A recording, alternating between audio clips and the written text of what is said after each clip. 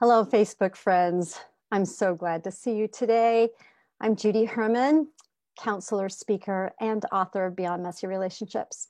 You know, with Valentine's Day coming up, there's a lot of things we think about with our partners, don't we? Whether you're married, whether you're in a significant relationships, I want to let you know that you, believe it or not, unconsciously, consciously, you're listening to music and you are dancing. Yes, you are dancing with your partner or your spouse, like ballroom dancers. I have this little statue, and I know some of you have gotten into watching Dancing with the Stars, but you might say, "Oh, Judy, I'm not into dancing. I can't even, hold a rhythm. I can't. My feet are like two left feet." I get that, but I'm using that as an analogy, as a dance pattern. You see, we all have patterns in our relationships. And if we have a messy relationship and we're going through a messy relationship right now, or we may even be heading to a relationship, we may not even be aware of how we are co-creating that mess. And they're like dance steps. It's like synchronized ballroom dancers that move around the floor.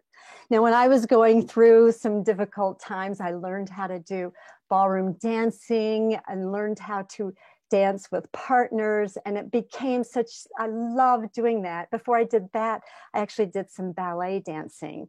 And I absolutely love to dance myself. But in my book, I talk about several different dances that we learn throughout our lives. And you see, we learn these patterns in our family of origins, in our most attached relationships, which is our caregivers, our parents. And then if we've had siblings, there's certain ways that we have related to them. And it's interesting as a therapist, and I'm a family systems type of therapist, where it's not just that one person, or if I'm doing couples, but it's the family system that I've got this perspective, and I help my clients gain some awareness of things that have been passed down. So I identify, especially early on in the book, I talk about partner dancing, and these are just a few, but one of them is called the secrecy pretend dance. Oh, wow. If you've got a public image and you've got some secrets in your marriage or even in your life, and I know what that's like, and you hold those secrets, but yet on the outside, so we have the secrecy pretend dance. And you see, we can grow out of each of these dances, but we are attracted to partners who have similar dance steps and similar ways of being as well. Though we have also the shame facade dance. And again, it's hiding who your true self is. Some people go through their entire lives and they just don't know who they are. I do hear a lot of stories about those who've been married for 30 years, or there's a period of time in which all of the children have left.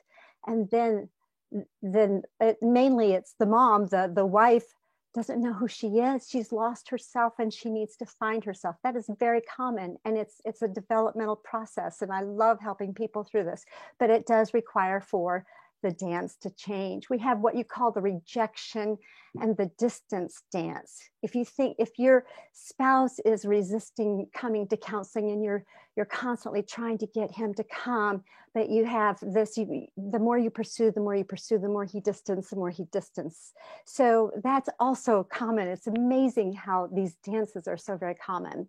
But what I like to try to do, or what I like to bring couples to do, is to learn different music, different dance steps, and to learn what I call the resilience growth dance.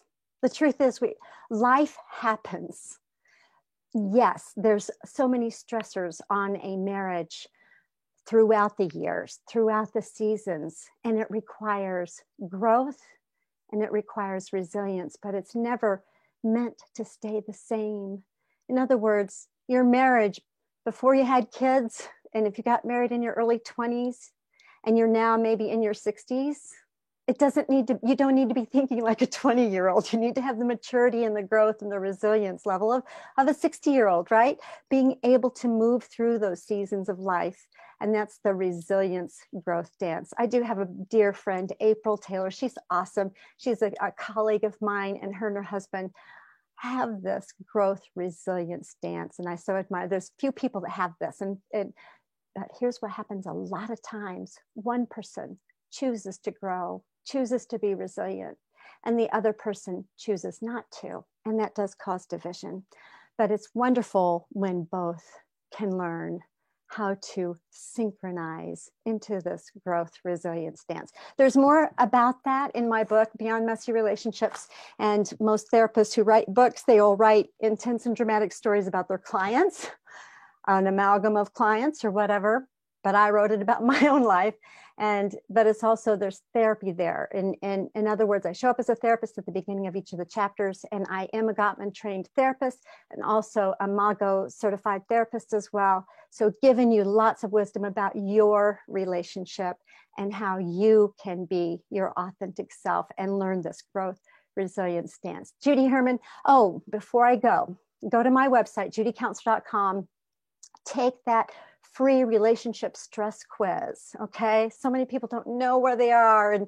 And one spouse will say, oh, it's not that bad, we can figure it out. And the other one says, oh, this is bad, we need to go. So get some clarity and take that relationship stress quiz, because lowering your stress, especially during these times, is so very vital, and how to learn a new dance. All right. Hope you have a great day. Thanks. Bye-bye.